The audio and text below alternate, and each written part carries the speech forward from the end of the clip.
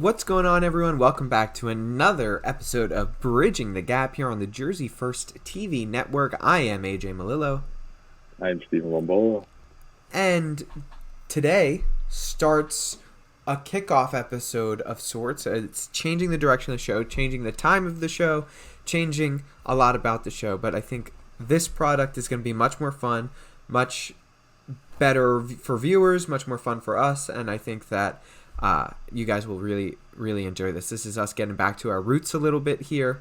So, Steven, before we get into our stories that we're going to cover today, let's talk a little bit about the change briefly for a bit here and why we decided to do this. So, first of all, as some of you may know, Steven and I are both graduates of Montclair State University, and we're both looking to start law school in the next coming year. I'm actually starting in 2 weeks, and Steven's eyeing for a January start. So we are expecting a pretty monumental change in the two of our lives. So we think that getting interviews consistently for you guys might be a little bit difficult, especially if we want to sort of get there and sit with the people face to face.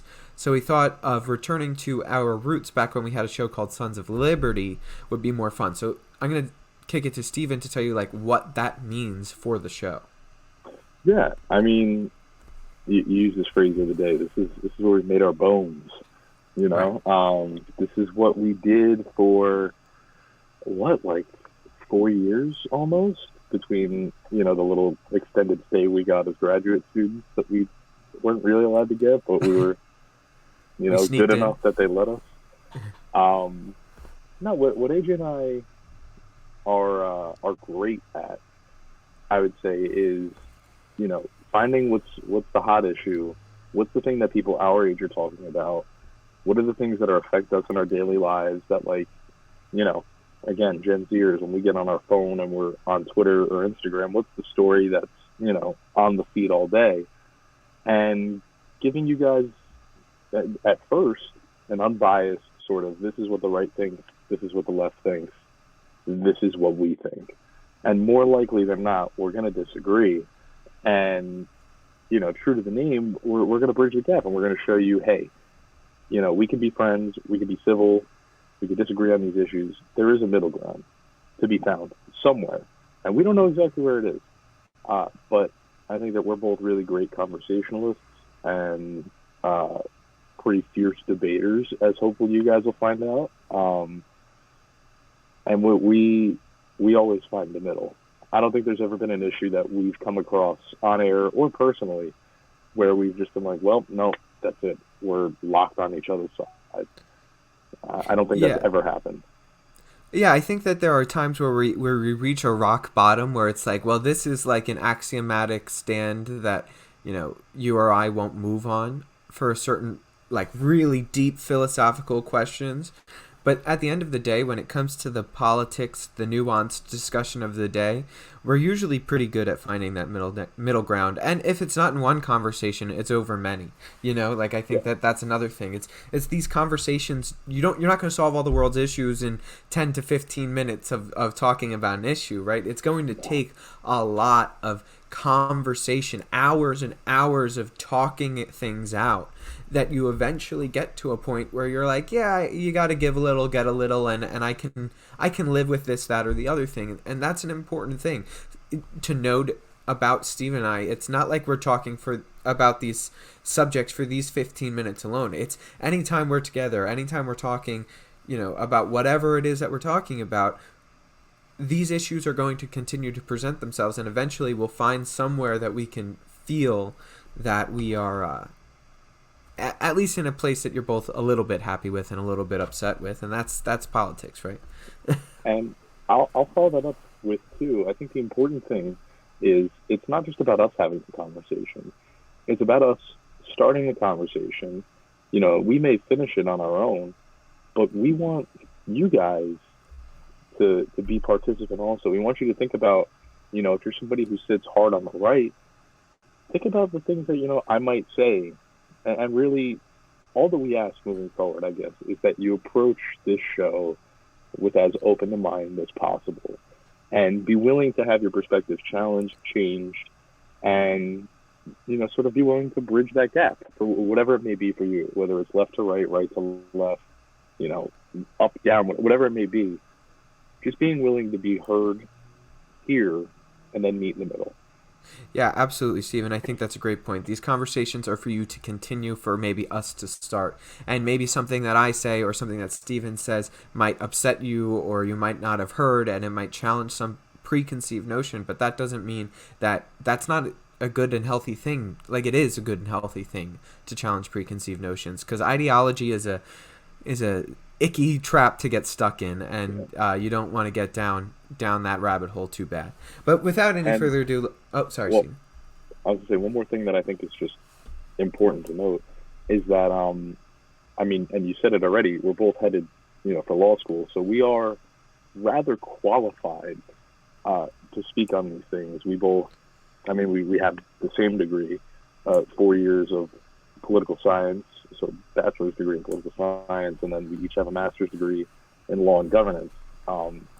So our coursework, I mean, not to throw a resume at you guys, deals with everything from domestic policy to philosophy to international affairs, and we're very well versed in these things. We've had the pleasure of having a lot of professors who are like esteemed professionals in these areas. So we're also not just like some 20-year-old dudes who like to talk.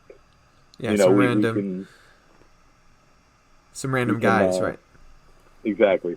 We can back up what we're saying, and I think the benefit now, and I'm sure you would agree with this, that we have as opposed to, we were doing radio 3 years ago, is we are kind of posturing for this career in the legal field, and we have this really prolific understanding of legal principles, even though we're not lawyers.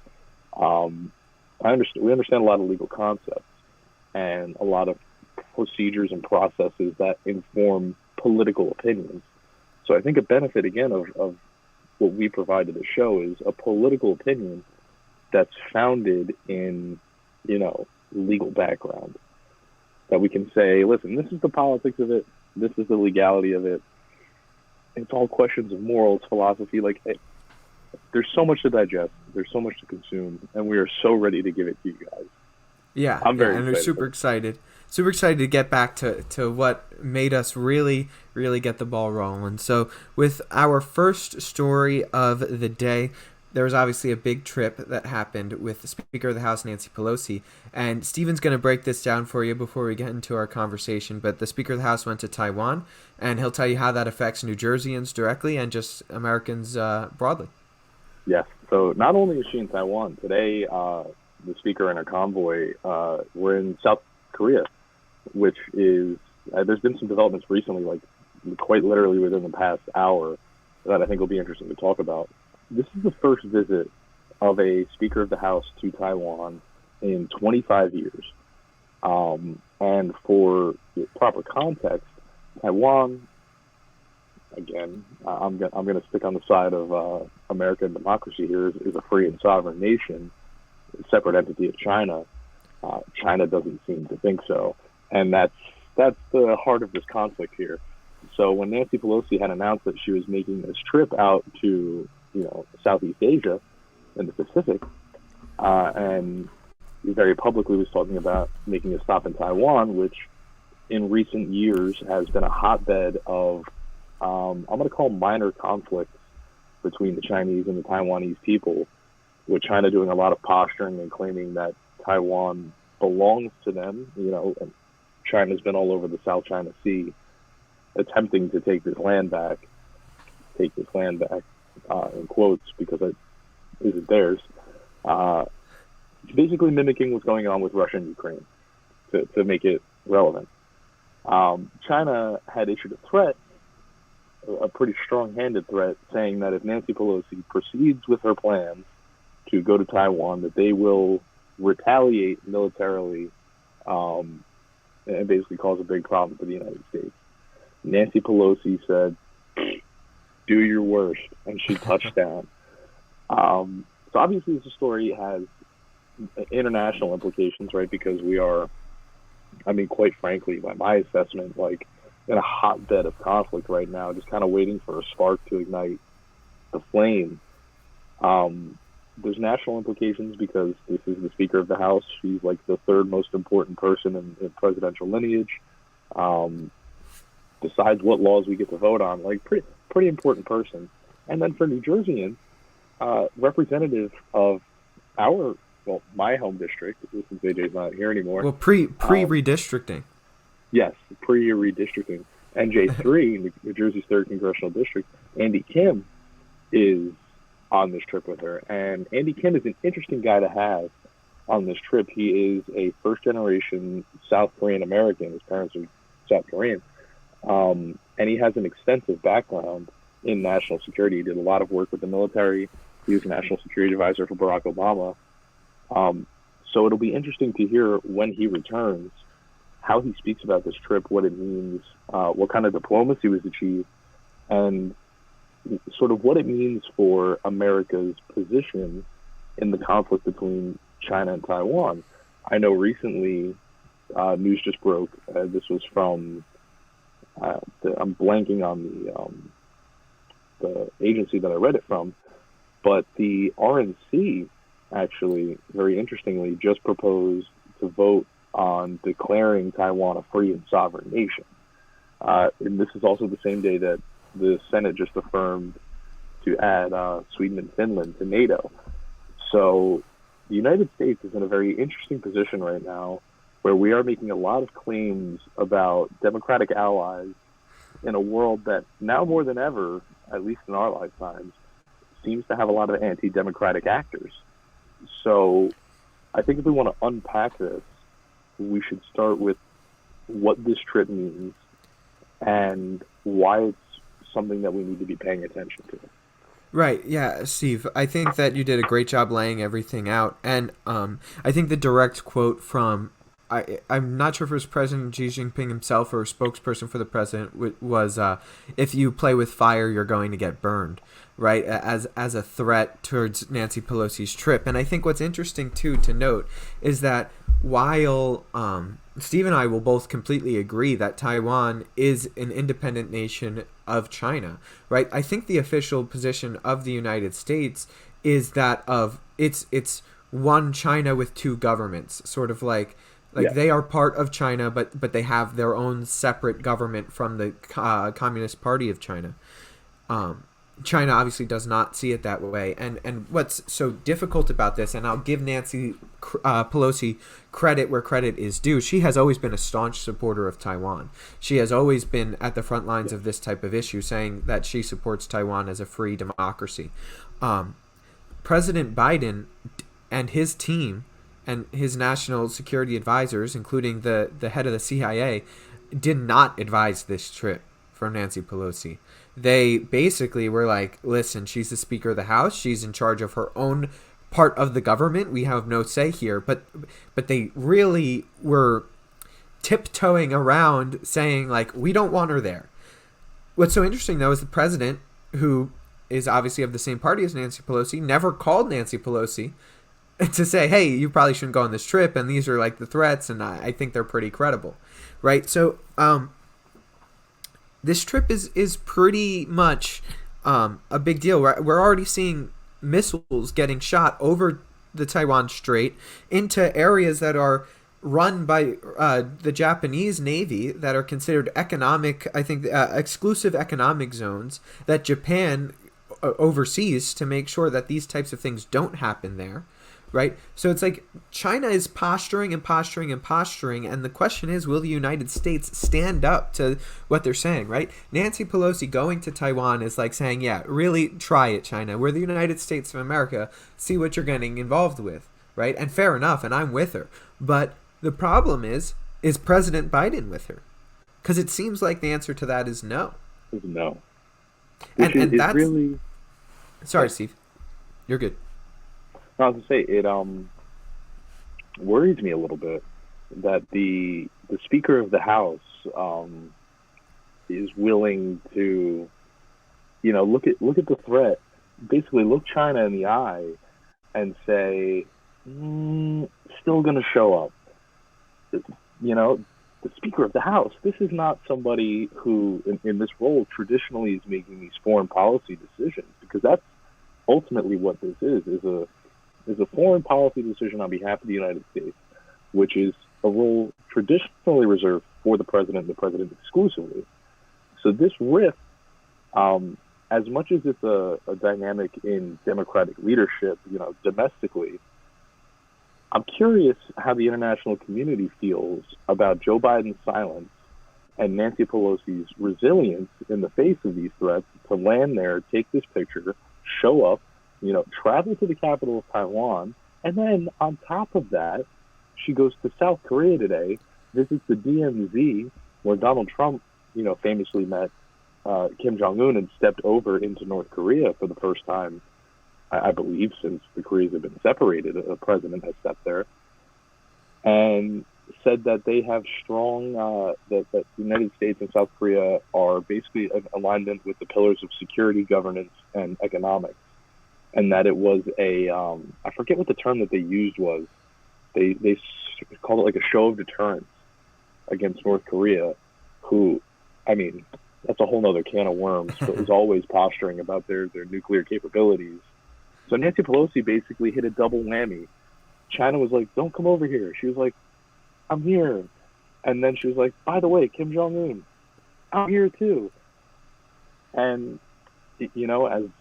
as much as I disagree with her taking that leadership position, because I think foreign policy is an area where Joe Biden has been abysmally lacking, in my opinion, I kind of like that she stood up and she's doing, in my opinion, the right thing. I think that if she had canceled the trip, would have been disastrous for American PR and our democratic peace mission, 100%.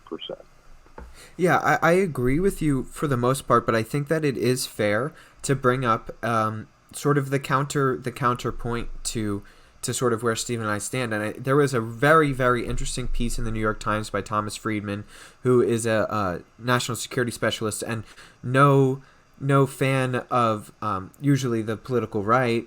And it seems like he once again is going against the Republicans, who Nancy Pelosi seems to be siding with more on this issue than her own Democratic Party leaders above her, who would be, President Biden's pretty much the only one above her. Maybe you can consider Vice President Harris and Chuck Schumer, but I would say that the Speaker of the House has more authority than the Vice President or the Senate Majority Leader. So it's pretty much just President Biden above her. But Friedman basically says that nothing good is going to come out of this trip.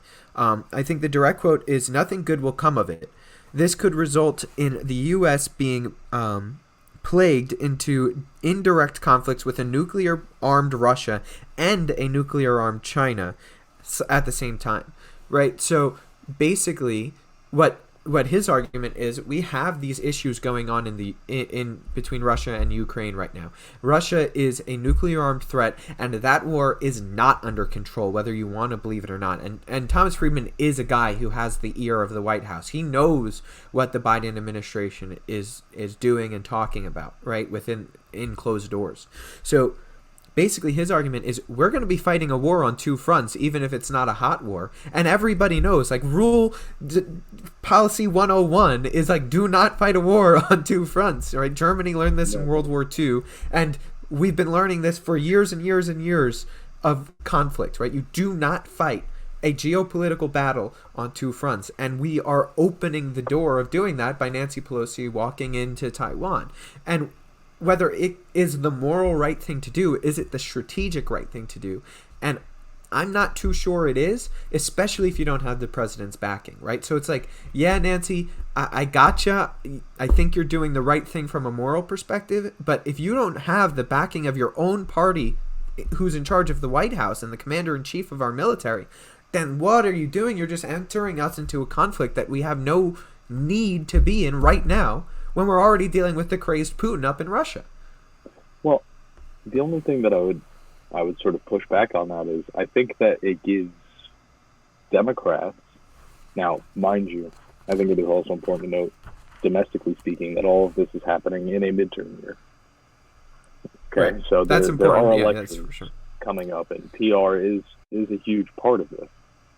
But I think that it's important, because anybody who sounds the nuclear whistle, to me, is an alarmist.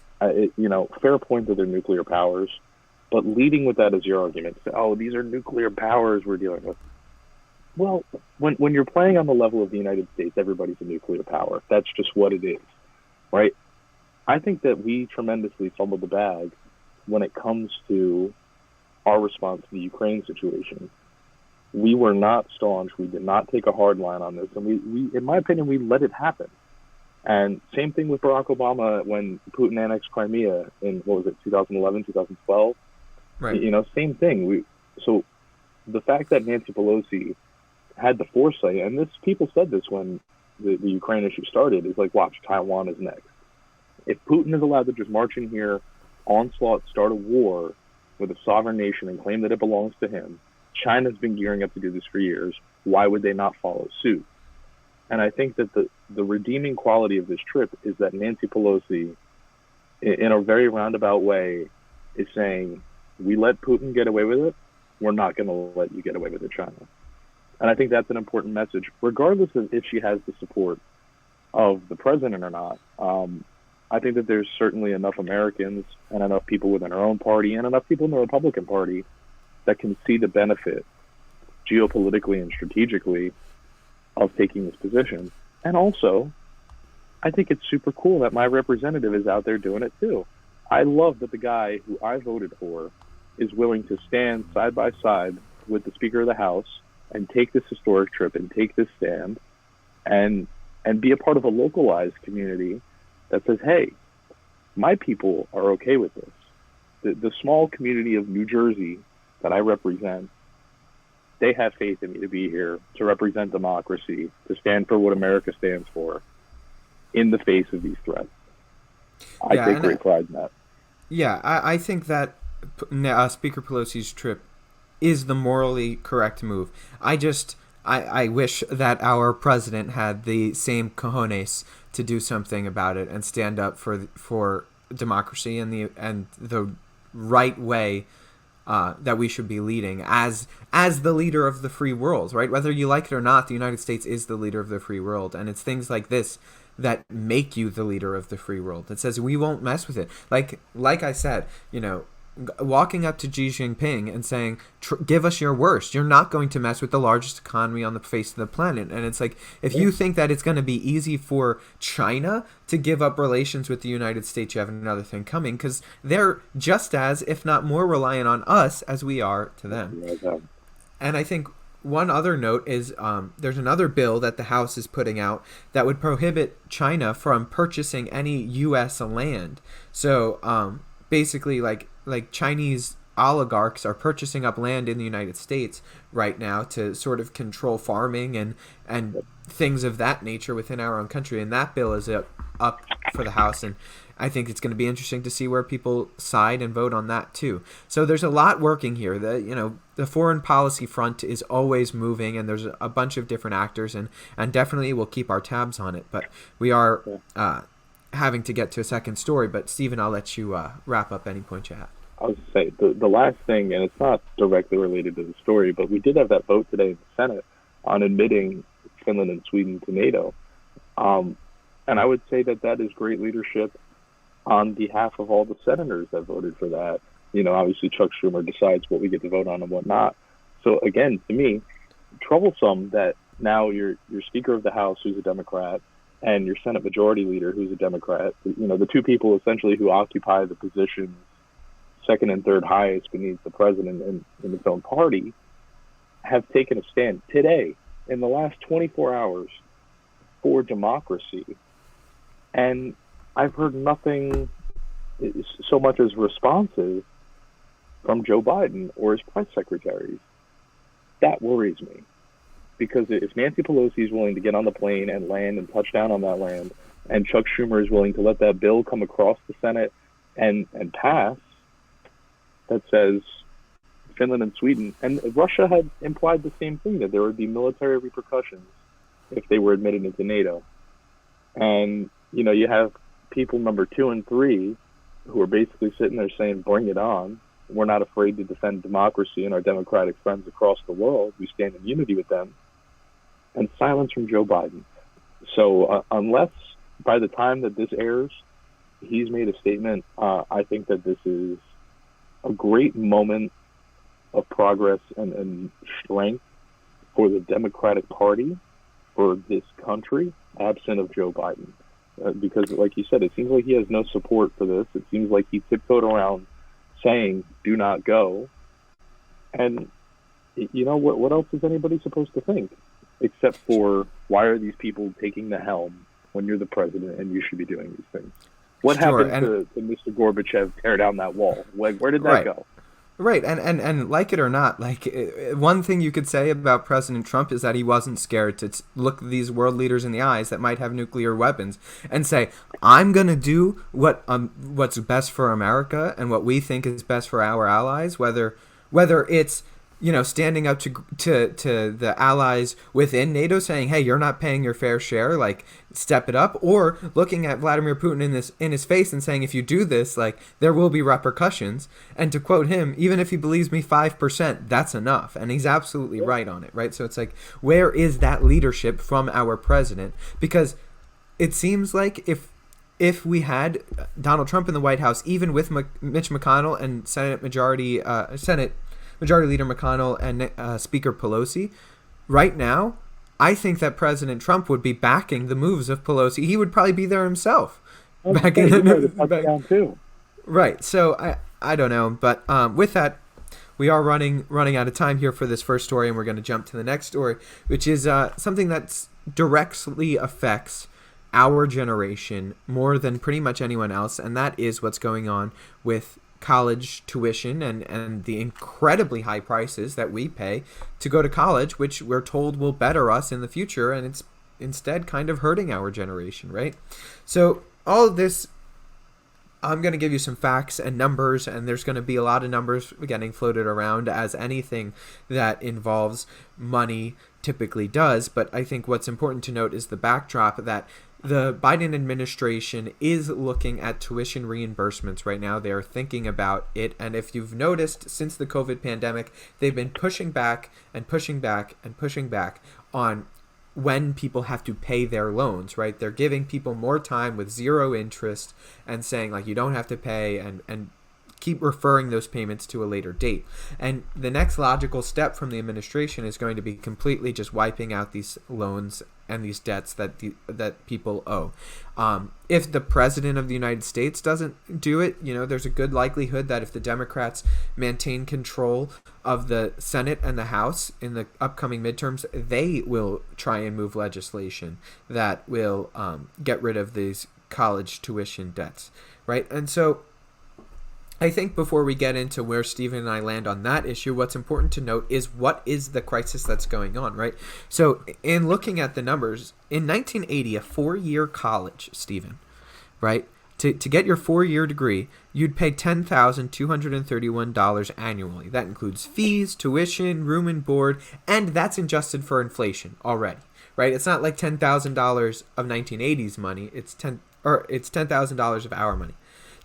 As of 2019-2020, there was a 180% increase of that price to $28,775. And of course, let me just note, we're talking about 4-year state schools, not private colleges that are for-profit or non-for-profit, right? So when you're getting into the area of private, the average cost is $48,965.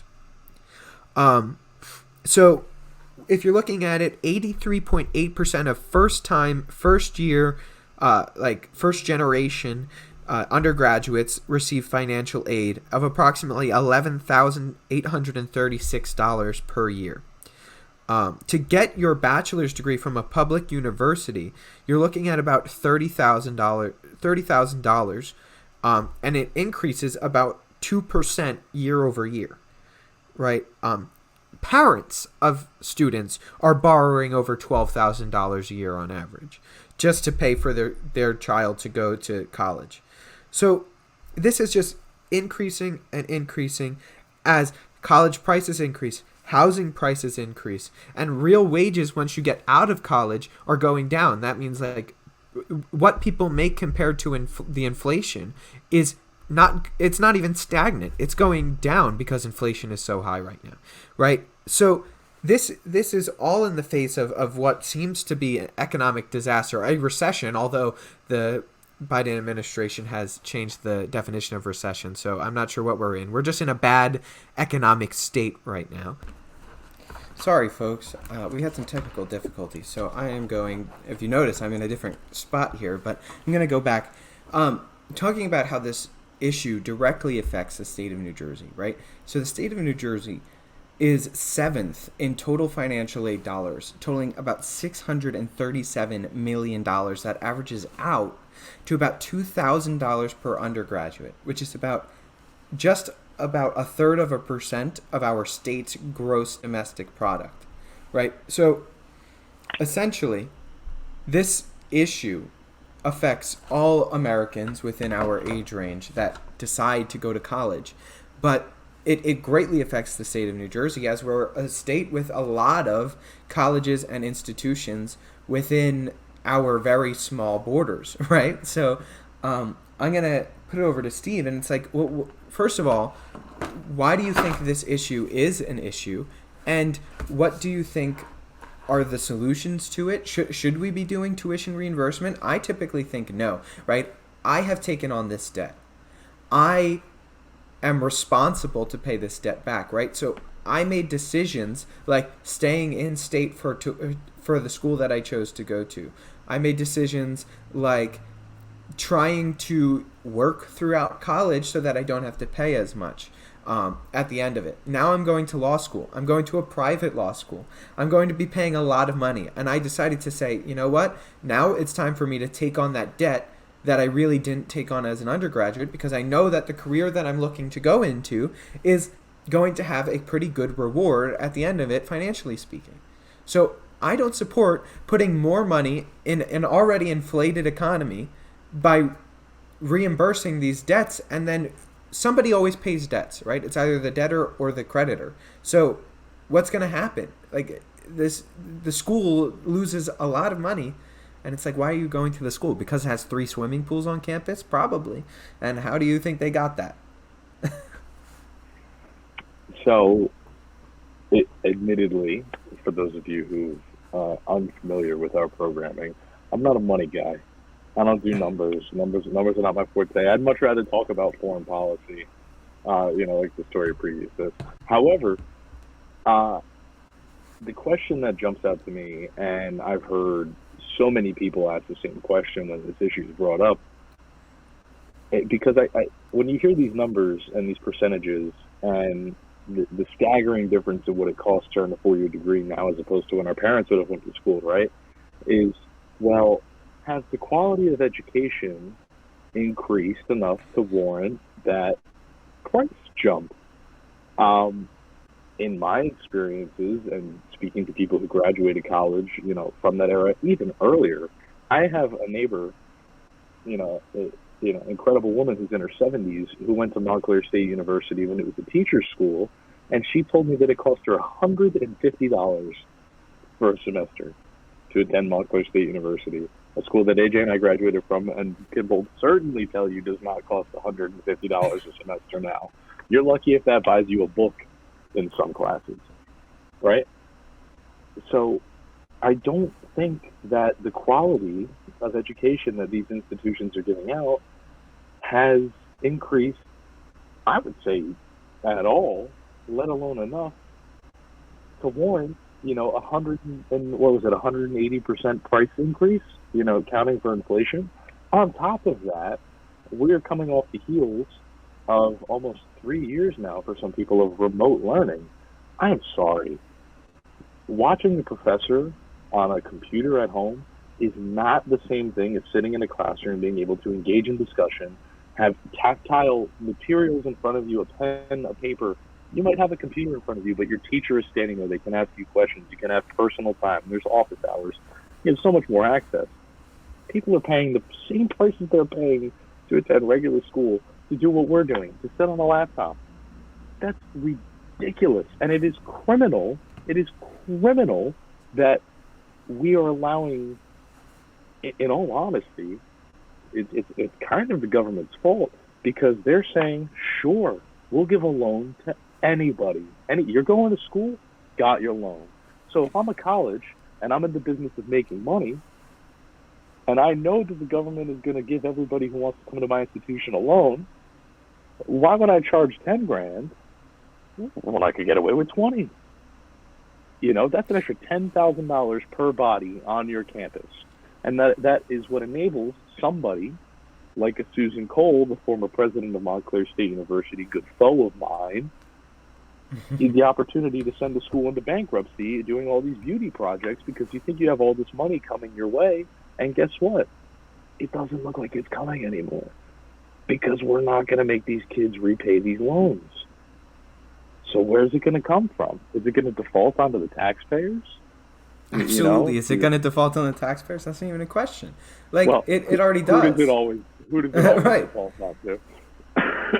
But and then the thing that really bugs me, and it's twofold. It's what you're saying, right? It's obviously the government is subsidizing these loans, and it's so funny because it's like, who can afford to pay $10,000 a year? Oh, the wealthiest people, right? But they don't get the loans because they don't need the loans, right? So it's like you're going to put the poor people into more poverty that they have to pay back, right? Just to try and better themselves. And then you're going to send them to an institution where you're told basically that if you didn't choose to go to this college, you were going to fail, right? People that don't go to college fail. People that join the military, people that join the military before going to college, are you kidding? They just weren't smart enough to get in. They weren't smart enough to get in. No, they're smarter than the people that are there. Because they're not the ones in debt. I'm sorry. And it's like, I'm the one that went to college. I understand this, though. Yeah. And the fact of the matter is that you're sending these people to these institutions to fulfill this American dream of being better off than your parents were. And it's simply not the case for our generation. We're the first generation, the millennials into us, the first generation that aren't better off than our parents were. Right? We can't afford to get a house. We can barely get a job to pay back the loans. Well, of course we can't get a job to pay back the loans because the loans are astronomical. And the fact that the loans are astronomical, and not to cut you off, but a college degree 30 years ago was far less common than a college degree now. So, that's why, unfortunately, you and I are, in a position to understand this and are going to pursue this. It takes a little bit more than a bachelor's degree to show an employer, that you have these desirable skills that college is supposed to, give you. Everybody has a bachelor's degree, it seems right. Like. And I was giving you numbers for an undergraduate. You don't even want to get into what it costs to get a graduate degree, right? And then on top of all of that, like you said, is the education any better? And I would argue it's worse. Like you said, not only is it remote now because of COVID, but even before COVID, it's like universities and professors that even challenge the status quo are getting kicked out for doing so, when it's like that was the whole point of college. The whole point of college was to challenge your preconceived notions. Luckily for Stephen and I, Luckily for Stephen and I have to say that we had some pretty awesome professors that were completely open to that, right? We went to a school that we lucked out on. 99% of people, I would imagine, didn't have the same type of education that Stephen and I were lucky enough to have, right? So the fact of the matter is that the education's getting worse. And why is it costing so much? Well, things like this. And Jersey First put this up on Instagram a couple weeks ago, right? Rutgers University, the athletic department isn't very great.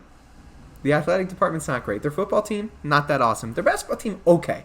Okay at best, all right? I'm going to Villanova. You want to talk about a good basketball team? Villanova's got a good basketball team, right? So, but that's a private school, so it's completely different. In my mind, a completely different way to view what the education you're getting should be.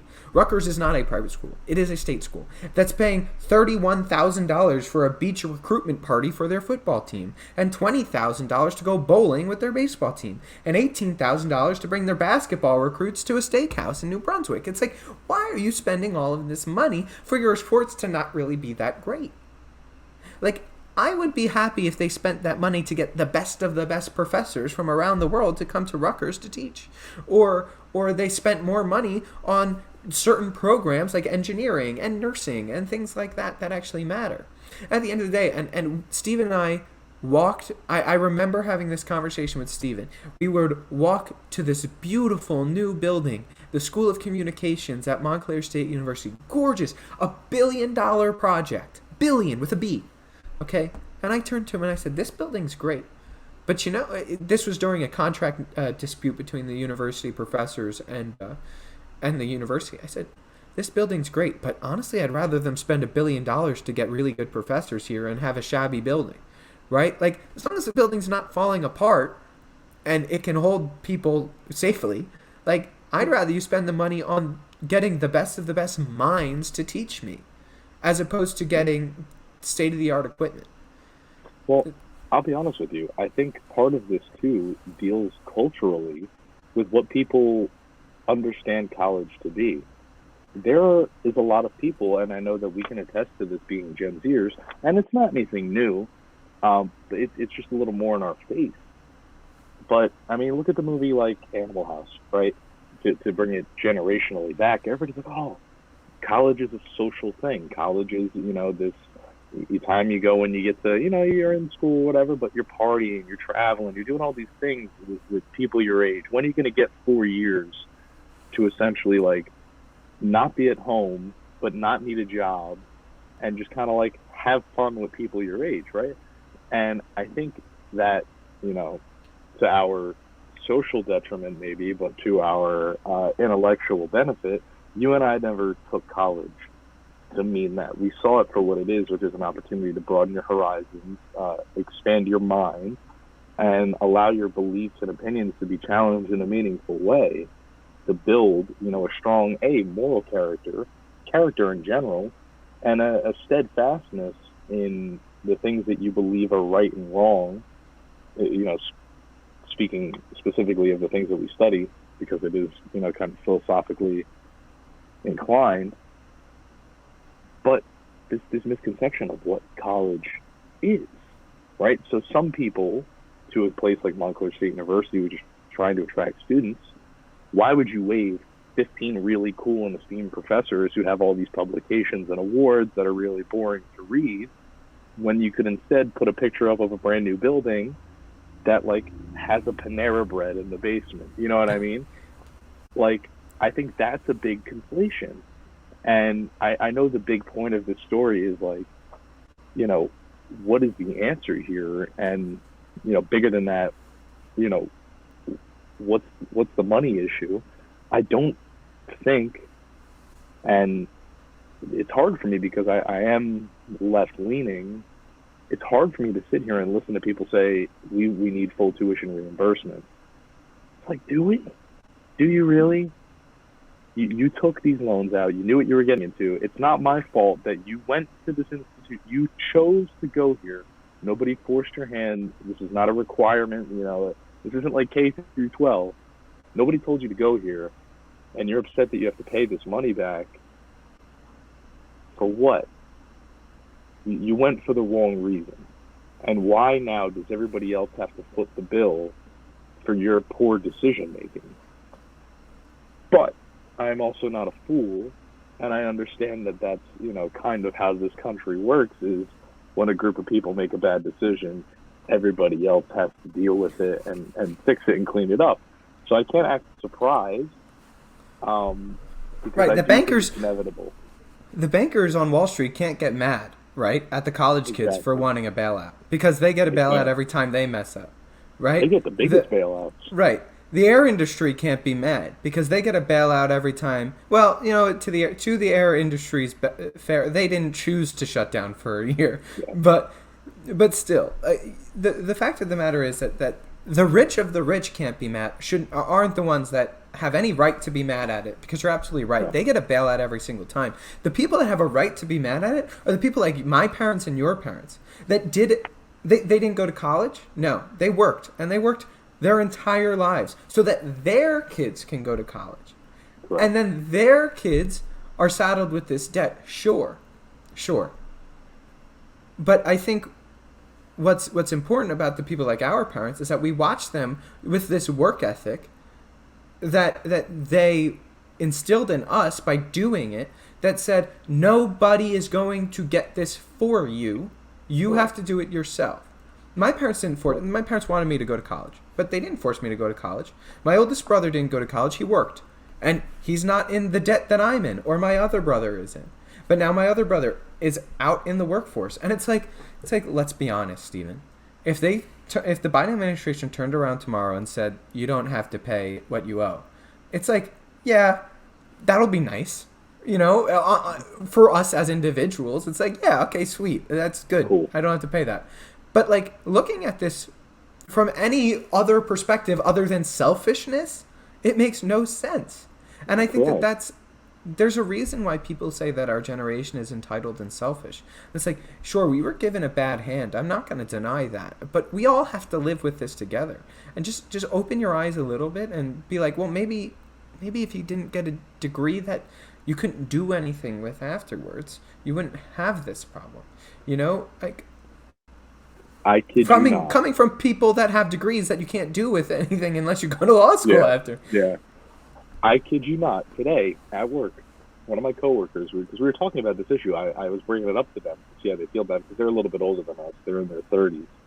And he looked at me and he said, Stephen, he goes, I went to a state school. He said, and I scraped by to get a degree in liberal arts, which is basically a really expensive participation trophy for partying. And I said, wow. I was like, in the self-awareness, to realize that now for him, almost 9 years post-graduation, there's a lot of people who are going to be having a similar wake-up call, who you might have got your degree in sociology, but, you're working at the general store in your town. Was that really worth the investment and the burden of those loans? No. And instead of, doing the honorable thing and owning up to it and paying it back, handling your end of the agreement, we now have a generation of people that's going to say, well, I made a bad decision. I need the government to save me. And don't get me wrong, as somebody who leans left, I'm a fan of big government. I'd be willing to say that. There are some issues that the government should not be helping you with. There are some things that the government should not be the saving grace for. And debt that you as an individual willingly incur is no responsibility of the government to fix. So, as much as people who might, be in my party and align with my ideology say that this is a good thing and offer, if you don't have these opinions, pretty sound excuses, you're putting more money into the pockets of these people. They're going to be more economically, inclined to spend money and bolster the economy. We're in a recession, whatever. All good and well. But that doesn't solve the philosophical root of the problem, which is taking responsibility for your decisions and using the government as a bailout system. Everybody was mad, was furious when the banks got bailed out after the housing market collapsed. Furious. There was a whole protest on Wall Street, right, where people were literally sleeping there, Occupy Wall Street, because they were so upset that these people got a bailout because they made bad decisions. It's no fun when the rabbit has the gun. Now it's your turn, and you're doing the same thing that you criticized these people not 10 years ago for. Right, it's time to wake up. It's time to be real. And I think that the way you solve this solution is unfortunately not going to help the people that are struggling now, but it might help the next group of students, right? The way you solve this problem is you stop the predatory cycle that these universities and the government is helping these universities in portraying, right? It's like the government turns around and says, we're not going to give any more money. Okay, or if we do give money, this is the amount of money we're going to give, and that's it. No more.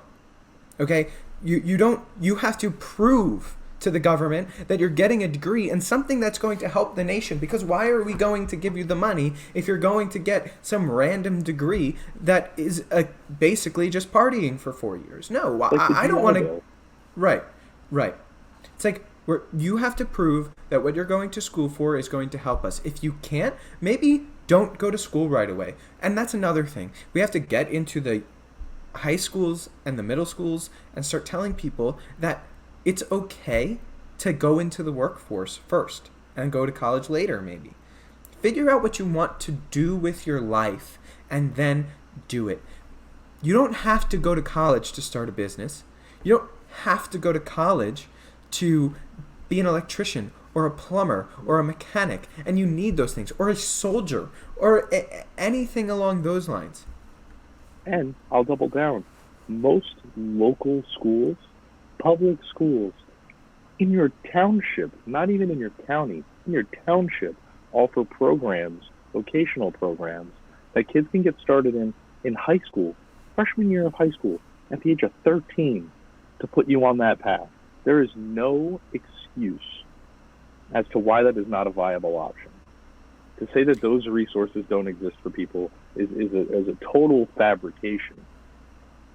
So there's No, but it should be encouraged more than it is, right? Like we all know it. We all know it, and it might be tough to admit for some.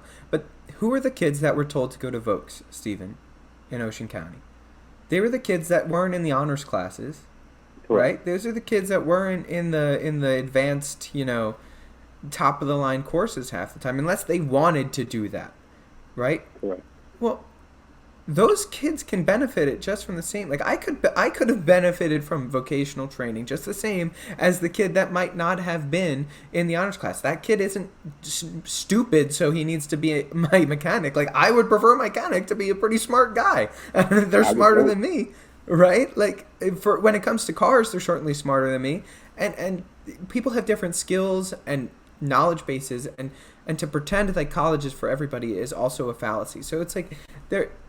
As with a lot of these issues that we're going to be covering, and as we're wrapping this up, I think that it's important to note that, like, a lot of these issues, man, a fish rots from the head, and the head of the issue is so far from where the debate is, it's not even close.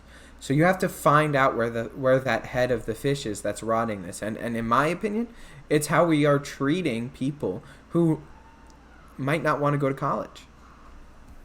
I would say I would agree with you, and I would say that it also stems from allowing these colleges to get away with these price increases and having nothing tactile to show for them, or to say, other than a flashy new building, or like I said, a Panera Bread in the basement somewhere. Colleges should have to prove, hey, you know what, we're going to increase tuition by X%, but this is the professor we're bringing in. This is, the tools that we're going to have on campus, whether it's, a new lab or whatever it is, actual productive things. We need to hold all parties accountable. The people influencing individuals to go to school and not go to school, the schools themselves, the government. There just needs to be more accountability, point blank.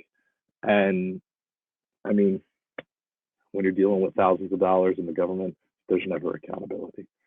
Money and government are never accountable.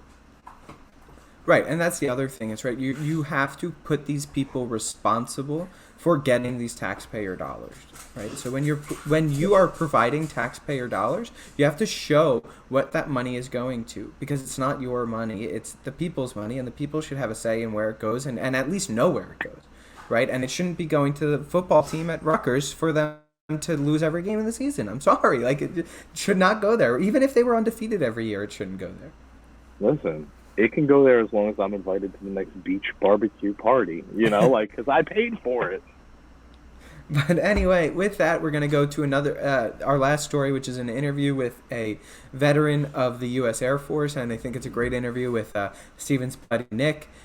He is a veteran and a retired senior airman for the Air Force, so I hope you like that. And that gives people an opportunity to look at a path that might not be college, or even if you go to college, a path that might help you get rid of that debt a little bit, right? So with that was it for these two stories. We hope you enjoyed this, and as the days go on and the weeks go on, we'll get more and more stories, and I'm sure there'll be more and more contentious ones. We kind of picked two light ones here to start you off with, but wait, we'll pick some tough ones eventually.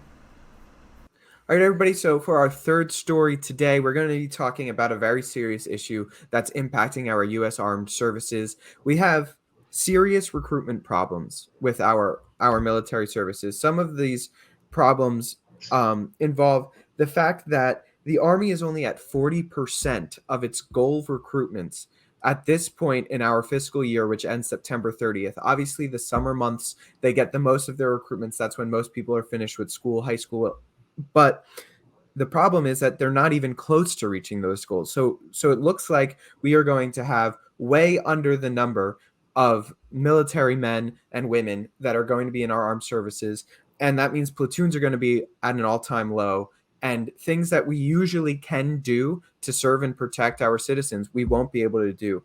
Some of the reasons for this are more young Americans are disqualified for obesity than ever before, drug use than ever before, criminal records than ever before, and mental health issues.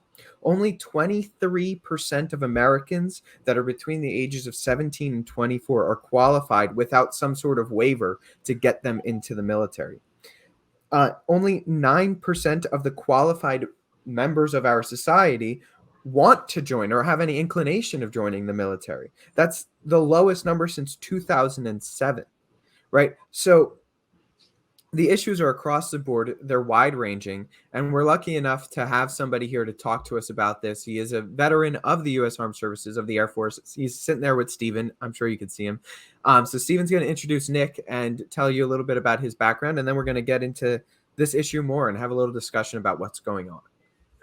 Thank you, AJ. So this is my good friend Nick here, Nick Inneo, senior airman for the U.S. Air Force, worked security forces and investigations, 4 years of service, which we thank you for, of course. Appreciate that. I think this is a great topic to have Nick on to talk about because, Nick, you're 24? Yes, sir. 24 years old. So he's our age, a Gen Zer who's served in the military, who's, quite literally, no pun intended, been on the front lines to see not only what recruitment is like, but the effects that low recruitment may or may not have on how our military functions. So I think the first thing that's important to talk about is just a little bit of your experiences in the military. I would say, what started you there, like what led you to the military, and talk a little bit about your experiences and your role in what you did. Well, first off, I want to say thank you guys for having me on. It's a privilege to be on the show with you guys. To start off, I've always wanted to join the military as a kid. It was something that my family grew up with, accustomed to. My grandfather fought in the Korean War. My relatives date all the way back to World War II, serving in the Army, serving in the Marine Corps. So I wanted to continue that family tradition. And something that stuck very true to me as well was the military police side. My father was a cop as well. So I kind of molded both realms, if you would. And security forces in the Air Force is traditionally military police, but they do have an investigation side to it as well. So what that kind of means is you'd be tasked to go overseas and you would do like protective services and security details for teams when they go outside the wire, which means outside the fencing, and you do details like that on deployment. So you do escorts. Like me, myself, I was stationed in Minot, North Dakota, so I did nuclear security. So I guarded nuclear missiles for a while, and I got to be part of the nuclear assignment of America. So anytime we had transports, any kind of presidential detail would come through, my team would escort the president, escort the Secretary of Defense, anything along the lines of security. That's kind of what our role is to play in the mission. So anytime any kind of resource gets used in the military, our teams would be the people that would escort them and defend them by any means. So, but just to kind of give a little backstory on kind of exactly what I did, I noticed a lot through my time in the military is that the recruiting process would go down specifically because of manning issues. And what I mean by manning issues, if you're not familiar with the military, is in order to actually assign a job, you have to have that position open for a certain amount of people. And the lower those people come in, the more the other people actually have to work. And you get less days off. You get longer hours days. So you go from 8 hours to possibly 16-hour shifts. And you're doing that 6 to 7 days a week, sometimes maybe even 10 to 12. And in Minot, if you've ever been there, if any of the viewers have ever been to Minot, North Dakota, they know of things called generations, which I can't get into detail to explain. But if you are familiar with that, you do work very, very long hours and very, very long days. And that takes a toll on your mental health. So I think the biggest factor being from my personal experience is the mental health aspect of the military. Our manning is so low that the leadership is being forced to just drill down on our troops and make them work these really grueling shifts, these really grueling hours. And these people keep getting sent overseas to do deployments. And then COVID happened and these people got stuck overseas in countries that they didn't even belong in. Because they needed to come home and see their families. We all signed up to defend our country. We all take, we're all proud of that, and we're all very happy to put on the uniform. But at the end of the day, we want to go home to our families too. We want to be able to see our wives, our kids, our friends, our families, our girlfriends, our boyfriends. And my personal perspective is that the mental health side is the leading charge of the reason why our recruit numbers are so low. And it's no stranger. It's never been, it's no stranger to the past of our military. Vietnam era, we've had this issue as a reoccurring event. I just think right now we're really seeing the grunt force, and our numbers are so statistically low right now that it's just so hard to actually fill those jobs. And it's, for lack of a better term, I don't think anyone really wants to step in right now with the climate of everything that's going on with the mental health side. So that's kind of where I put my personal perspective in. I think mental health is a leading aspect of why our numbers are so low. I will say, I completely agree. Did read a statistic. It was 50% of the eligible Americans who are able to enlist cite mental health concerns, the risk of acquiring some kind of psychological or emotional illness, as a major reason why they're not enlisting. So I think it's an interesting perspective to hear that people don't want to enlist, who are eligible because they fear mental health, and the people who are already enlisted, who are already serving, are suffering, an extra undue burden because people don't want to enlist. So it seems like a mental health crisis on both ends of this, people who are already in and people who could be in but are choosing not to. Yeah, I think that's absolutely right.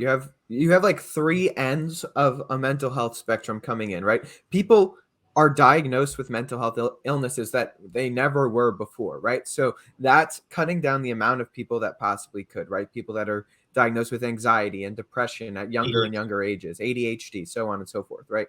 And then you have the issue of, because you have a smaller pool, that means more people are going to have to work longer hours either way, because there's less people that are able to fulfill these jobs, which is going to cause those mental health issues, which is exactly what people are scared about when joining the military, right? And even if you're not deployed, like you said, Nick, like even if you're not deployed overseas, if you're deployed in the United States, it's taxing work to work 16 hours a day for 12 straight days, right? I think a big thing in our generation that we can all speak to is this push for people to be like, look, I don't want to work 8 hours a day and not spend any time with my family. They'll think about doing that 16 hours a day. You're away from your family to begin with, and you have to do it 12 straight days, right? You don't get weekends off or holidays off per se, right? So I think that mental health is such a big thing with Gen Z. And it's important to note that our servicemen and women are dealing with this because people aren't stepping up to the plate, right? And helping them out. Another side that I see very dominantly right now is also obesity.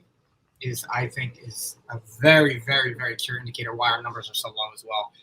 Now, in my personal opinion, I don't see the military standards for the physical standards as like the 1.5 mile run and the push-ups and sit-ups to be very challenging. But for some people who don't exercise on the regular and don't eat properly and mental health also comes into play with your physical health as well. It's very hard for some people to hit those numbers, and if you can hit those numbers, the military can't take you. So obesity translating completely over to your physical health, not able to run these adequate amount of times, you're not able to pass for the Air Force, they have a waist trim line. They measure your waist, and if you don't meet a certain diameter, it's a fail. So some of these people that are in these higher obesity ranges, they're just not going to make the cut. And due to America being at such a high level of obesity right now, you're seeing another reason why that number is so low, and they're just not going to hit the quota because of it. There's just so many middle factors coming into play with the recruitment process. And then there's obviously the political side too. There's the political environment going on what's in the military now, which and I'll be honest, which was the main reason why I didn't re-enlist, is it's just getting very, very toxic, and it's getting very, very hard to listen to these leaders who and I'm going to be the voice of the voiceless here if there's any military viewers watching. These leaderships beat up on their troops. When you're in the lower end of the troops, you're getting beat up by the guys that are higher up, and they almost kind of forget that they once were you too. So that then takes a toll on your mental health, which then takes a toll on your physical health. So numbers go down because you get removed because of medical discharge, because your mental health, your physical health. Things happen all the time. I've seen it myself. I've seen a lot of people just they can't deal with the stress. So when the troop leaves, the numbers go down, and they can't fill that hole.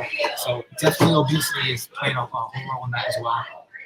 Yeah, Nick, I think that you made two very, very important points in that, right? So the obesity numbers are a problem, and it's been a problem in the United States, but it's been exacerbated by the pandemic. You're keeping kids in their house. They can't, in certain states, you couldn't go to the park with your kids. You couldn't go outside, right? So of course obesity is going to go up. Of course, you're telling kids they can't go outside for 2 years, right? So what is going to happen? You can't play organized sports. You can't go to school, right?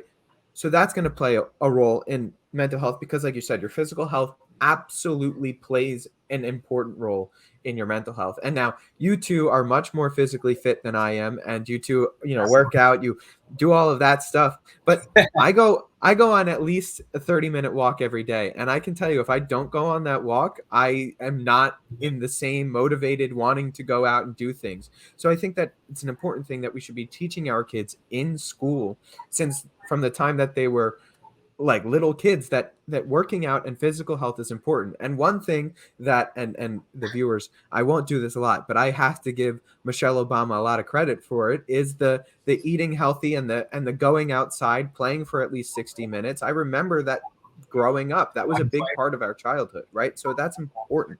And the other big point that I think you made is that there is some sort of toxicity in the political environment when it comes to the military. And I want to say it twofold, right? The most recruitment comes from red states in the United States of America, right? It's just the way that it is. And if you're going to push more towards a left-wing sort of bias in our military with certain training aspects and things like that you're seeing, you're going to have less recruitment from those areas, whether we like it or not. And the second thing, when it comes to toxicity of politics, I think that there are a lot of people in our generation, in the millennial generation, that instead of looking at veterans and being like, wow, that's really awesome, thank you for your service and stuff like that. It's more of like why would you do that to yourself? Like, what's wrong with you? You're stupid. You clearly, you probably couldn't go to college. That's why you joined the military. What a moron. And it's just this terrible, terrible cycle of bringing people down that are there fighting for you. And it's like, why would anybody want to join that if they're going to be met with this sort of, disdain by people that you're serving to protect? I think another interesting point too, politically speaking, and I don't have the statistics on it. I know they're out there. We can maybe find them and throw them in at the end of this clip. There is so much distrust in the mission of the military now. And it reminds me of when we spoke to Joe Amditas a few weeks ago, who was another veteran, who rather liberally expressed his, the disagreement with the mission in the Middle East. And, for young Americans now, and I'll never forget the statistic because it blew me away. It was last year. They were saying that there are sons who are turning 18 who are serving with their fathers who have been serving in a war for 18 years, right? It was an endless war. For a lot of young Americans, people our age and younger than us, Gen Z, who weren't around for 9/11, it's hard to justify why we are in some of these countries engaging in combat when that reason seems to be so absent and so ill-founded now, 18 years down the line, where we have all this information that maybe we really didn't go in for the right reasons and we're not doing this for the reason that we were led to. So I think you have a population that's growing up with that information now, that's saying, well, how can I trust what the next mission of the military is if for 18 years they've been, exactly doing the same thing, taking these people, putting them in a place where we don't belong. It's hard to recover from that. It's like the worst PR decision of all time from the military. And that has to contribute to the political end of it. Like, regardless of what side you stand on, the side of the conflict is a hard line for a lot of people. And I think it feeds exactly into what you're saying, and maybe fuels why some people might view it as a dishonorable decision. Like, oh, you know what's happening, and you still chose to go and serve in this illegitimate war. Why would you do that? So Yeah. Nick, you could go. I'll be back real quick, just a quick comment on that. When you join the military, there's actually part of your contract per se is there's a term they use is you are required to be what's called apolitical. That is very, very, very hard to do in today's political and economic and financial and just the climate of everything social in our country today. But it is required to be apolitical. So when you put your uniform on, you're not a Democrat or Republican or liberal or conservative or libertarian or XYZ. You're a soldier, you're an airman, you're a sailor, you're a Marine. That's what you're supposed to be. When that uniform comes off, you're allowed to have your opinions, but it's just not supposed to interfere with your work or your line of duty or so on and so forth. So the only issue with that is the people joining now are so heavily affected by what's going on in this country now that they don't want to sacrifice their belief to go support another one. So what he said, he hit that nail right on the hammer right on the nail. It's very hard for people who are so strong with their beliefs to support something when they just really, really can't wrap their head around it. Yeah, I think that's absolutely right. Like you said, Stephen, 9/11 for a lot of people drove up this recruitment, right? And then it's 20 years later, you're still fighting the same war in Afghanistan, which was if we're being honest, that was the more rightful war than the Iraq war, which was a whole other problem, right? Because what we've learned after is that, Saddam Hussein never really had the weapons of mass destruction. Afghanistan was harboring these terrorists, though, as the Biden administration just announced the killing of the leader of Al-Qaeda in Afghanistan that they just gave back to the Taliban because we pulled out so poorly, right? So you have all of these issues. It's very reminiscent of why recruitment was down after the Vietnam War. It's people are like, why are we still fighting this war with no clear mission out, with no clear end game, no off-ramp here? But I think that the big thing that we all need to remember is that the United States military still absolutely is one of the most important things in our country, because without it, with a weak military, with a subpar fighting force, that's when the bad people in the world step up. And I think you saw that in Russia. I think you see that in China right now. It's when the United States looks weakest abroad is when the bad actors come out to play. And you might not like it. I typically want to keep our troops home and not send them out. But as Teddy Roosevelt put it, right, you have to speak softly but carry a big stick. You have to make sure people know that if the United States wants to and needs to step in, they will. And hell is going to rain on you, right? So it comes down to, in my opinion, so like to fix all of these ancillary problems, right? I think that people aren't as patriotic as they once were, and that's a problem, right? Being proud of your country is good, and it's an okay thing, and that doesn't mean your country's perfect, but you should want to serve and protect the people of your country, right? I think that the obesity problems stem mental health issues, and those are things that should be fixed from the time people are very young, encouraged to play sports, encouraged to go out and be physically fit, and that'll help your mental stability. And I think that the other big thing for me is just sort of an idea that we are in this together and that we should be supporting the people that have made the decisions to go out and defend our freedoms. And at the end of the day, whether you agree with what, the political decision was, what the president of the United States or Congress or the Senate, what they decided to do is one thing, and you can have your disagreements there. But the men and the women that are putting those uniforms on, like you said, Nick, they're not the political figures. They're, if anything, they're the pawns on the chessboard, right? And you have to respect those people, because at the end of the day, they're putting on that uniform for you, not for, Donald Trump or Joe Biden. And I think that we have to remember that when it comes down to it. Yeah, I think that it's a hard issue to remedy because For sure. you're dealing with, you know, I mean, just conceptually, right? Like if you're to take a political theory course, one of the most important things that a state, an actor has is their military, the ability to defend themselves, right? And you know, you're dealing with people our generation, Gen Z, millennials, who have this really stern and skewed opinion. And I think, unfortunately, for the United States military, um, it's going to be a generational problem because people don't really change their opinions, especially when they're formed as a result of something like we were talking about. You know, these false information, false pretenses to go and invade another country. It's almost unforgivable for some people, and they'll never be able to turn back around from that. That being said, and I've said this plenty of times before, I think one great thing about this country, and we saw with 9/11, is that when it is time, we can rally together. And so I'm not by any means saying that we need another national tragedy to, like, you know, reshape the image of the military.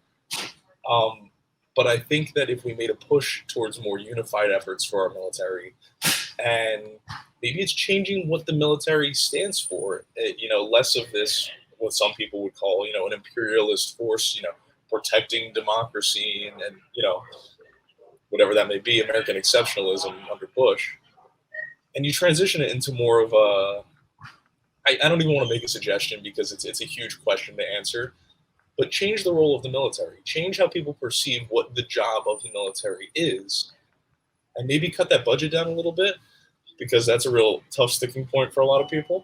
It's a big money eater. Um, and you might be more palatable. You might be able to get more people to join, and we're not facing this crisis because it is a crisis. You know, as we talked about, we're kind of on the precipice of what feels like a major conflict. Nancy Pelosi just made this visit to Taiwan. China is posturing their military like we haven't seen in a very long time. You have this conflict in Russia with Ukraine. Like the globe is hot. And if we need our people, we're not really in a great position right now, are we? You know, and that scares me a little bit. So maybe we need to do some high level like remarketing of what the job of the military is to kind of reel back in the people that we need to serve. I also think it'd be interesting. A lot of democracies in a lot of countries do mandatory service. There, I know Colombia, Israel, for a fact. Once you reach a certain age, you are required to do time. Austria too, I know that for sure. Huh? Austria too, for Yes. sure. So I'm curious. Russia, I think so. Yeah, Russia. I think Russia as well. If maybe something like that. Like I don't know how the American people would feel about something like that.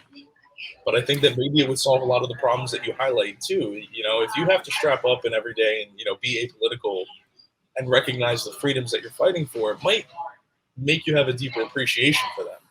Yeah, and just really quick before we wrap up, Nick, I'll give you the final words on this. But when it comes to the mandatory service, that doesn't necessarily have to mean you strapping up the boots and the Yeah. backpack. I know that some countries, their mandatory service isn't just actual like boots on the ground military service, but it's government service, right? So I have a family friend who lives in Austria. He's an Austrian citizen, and what they have to do is either you are in the military directly for, I think it's like 4 years, or for 10 years you have to do some sort of government service, right? I think those are the numbers. I could be off by that, but like he is working as on a branch to talk to teach people about the Holocaust, right? Holocaust education, which was obviously important for the people of Austria because they were a part of, you know, the evil Hitlerian regime. And so it's important to educate their populace so that they never go down that road again. And that's what his role in the government as his mandatory service. I'm sorry, it's for actually not years, it's for months of either boots on the ground or 10 months of something else, right? So even something short like that, 4 months or 10 months is not that long, right? but it gives you a different perspective on this, like you were saying. But I'll let Nick wrap this up here and have his last words before we complete this episode. Thank you. And you actually said something that I was gonna piggyback off of Steve over here. And that one thing is it's very intriguing. And I'm glad you said it. A lot of people have the misconception of what the military actually does. So to break it down for you, not everybody's a warfighter. And believe it or not, I would say probably about 1% of people are actual warfighters. So my career field, we have what's called we're part of the light infantry. So when crap hits the fan, we gear up and we go, help out with the Army, and we're like kind of their backup, where we do security details for special operations teams, which I have experience in, and there are other jobs. So, for instance, a lot of people work civilian jobs in the military. You can be a secretary, you can be a doctor, you can be a nurse, you can be a mechanic, you can be an aircraft pilot, which is very hard to achieve, but that's your job, that's your role in the military. The only time really people get called to be warfighters is during a draft. And we are not in a time right now where the draft is included. So if you were to be called to join the military, it'd probably be statistically based off of a test that you would take, and that test is called the ASVAB. What they do is they judge what you're good at. So you take a general math section, a general English section, and based off of the score you take, they recommend jobs for you that they think you can intellectually and physically handle. So, for instance, if you score like a 600 in general, you might be able to become a mechanic a lot easier than you could be an engineer or that kind of aspect. Not everyone is a warfighter, and very few people, even if you are in that assignment of like the infantry or special operations teams or a security forces detail, very few people actually lace up those boots and go into a combat zone. Now, there are people who do, but those people initially do choose that. So the infantry, when you choose the infantry, you are acknowledging that the one thing I'm signing up for is to put that gun on my chest, wear that American flag on my left arm, and go into the fight. There's people who want to serve the military, but in different ways. Some people, not everybody wants to fight. Now, however, the red line in your contract does say that you will be trained to fight at some point. So if war does break out, the reserve will step up and the guard will step up and take those jobs, and you as active duty, you're going to go overseas and you're going to get down and dirty with it. But I appreciate you very much for having me on. It means the world to me to be with Steve. You've been playing this for a while, so I greatly appreciate you guys. Yeah, Nick, thank you for coming on. And this is an important issue, and I think it's important to hone in on the fact that our military men and women are suffering as a result of this too. It's not just President Biden, Nancy Pelosi, and Mitch McConnell that are suffering here, right? It's our friends and family that are lacing up the boots that are the ones that are really suffering here, and we have to keep them in our minds and thoughts when we're making these decisions. But Stephen, if you have any last words, I'll let you have it. But if not, that was another episode. No, I'm good. I want to thank Nick for taking the time. It's a tremendous resource to have and a great perspective because it's easy to go out, and I'm sure we all know people who serve, but they're probably not 24 years old. So it's a great perspective to hear a young person talk about this important issue, with relevant experience. So I'm very grateful for that, and I appreciate the time. Thank you, guys. So thank you, everybody, for listening. Hope you enjoyed this episode of Bridging the Gap.